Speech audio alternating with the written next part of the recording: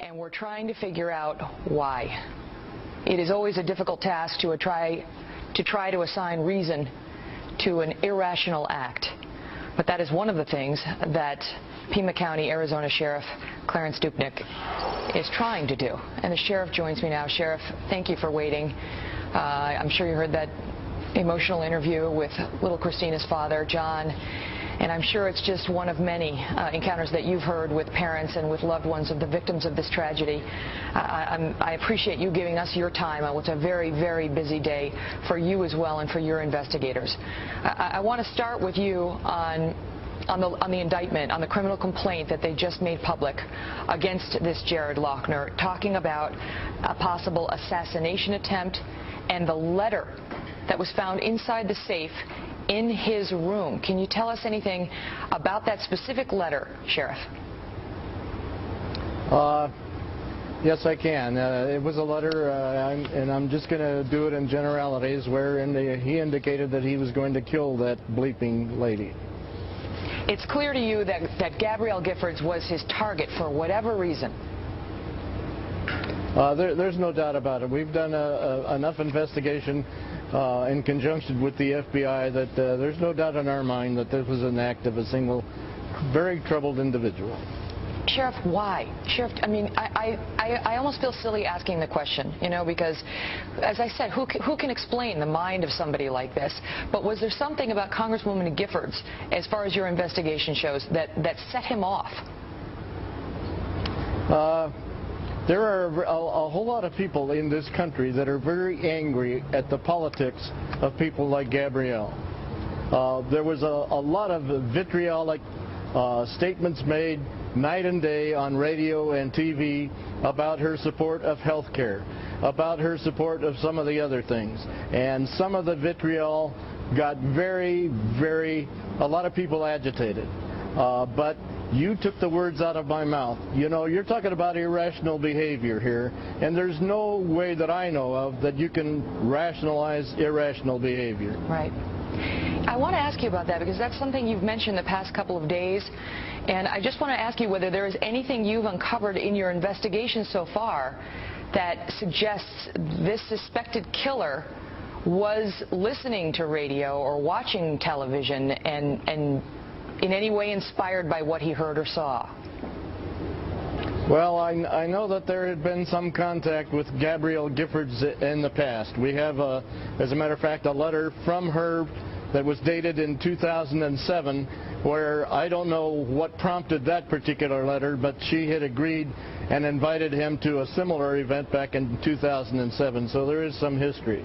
Right. He had, according to the criminal complaint, he had shown up at one of her Congress on the Corners events, and then there was a letter following up, I guess, in response to that. Or there was some correspondence about it. But what I'm wondering is, do you have reason to believe that this particular suspected killer was taking in information or was in any way influenced by the vitriol or the rhetoric that you're referring to that, you know, has been out on the airwaves?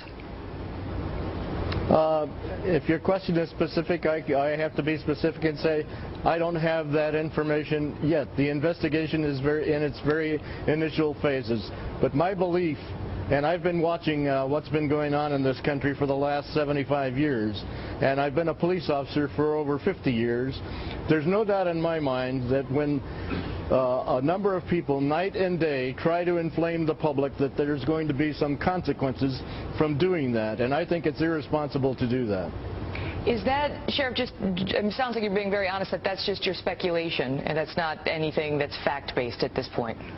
That's my opinion, period. And, you know, we've had some people question whether that is something you should be sharing now because tempers are already inflamed. People are upset about what's happened. The grieving families are still mourning. The bodies have yet to be buried. And is it the time, really, to be injecting speculative opinion like that into this case by somebody like yourself, the sheriff?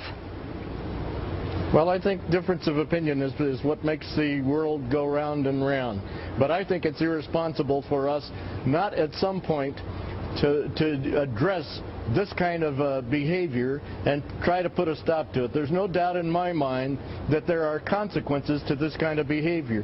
When people, allegedly credible people who get up in front of cameras and microphones and say things that are not true and try to inflame the public, when millions of dollars are filtered into this country to buy very vitriolic ads and they don't have to be identified, the countries that they're coming from or the people who are donating them, I think it's time that we take a look at it. I think free speech is free speech, but it's not without consequences.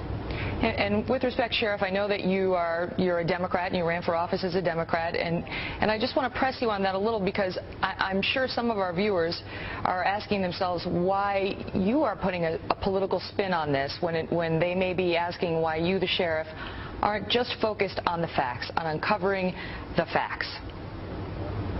Well, I think that it's more than just a political spin. I'm not sure that it really has anything to do with politics. You know, I grew up in a country that was totally different from the country that we have today. We didn't have this kind of nonsense going on, and it used to be that politicians from different parties could sit down, forget about their ideology, and work on the country's problems. We don't see that happening today. As a matter of fact, we see just the opposite. We see one party trying to block the attempts of another party to make this a better country. And I think that it's time that we as a country need to look into our souls and into our hearts and say, is what we're doing really in the best interest of this country, or is there something better that we can do? Now, that's a fair point. You know, I'm separate and apart from what we saw in Arizona yesterday. I mean, you could make the argument that we just need to come together as a country. But I think, you know, people are looking at what happened in Tucson, and what you seem to be telling us, what the feds seem to be telling us, is we're dealing with, and I don't use this term legally, I'm not trying to say anything about how this is going to plead out in a courtroom, some sort of madmen, you know, just like we've had in the past, the assassination of Robert Kennedy, the assassination of John F. Kennedy, you know, the assassination of Martin Luther King. As you refer to a time gone by, there were madmen then, there are madmen now. And it just, you know, is it really the place of a sheriff to stir the pot on either side of the political aisle?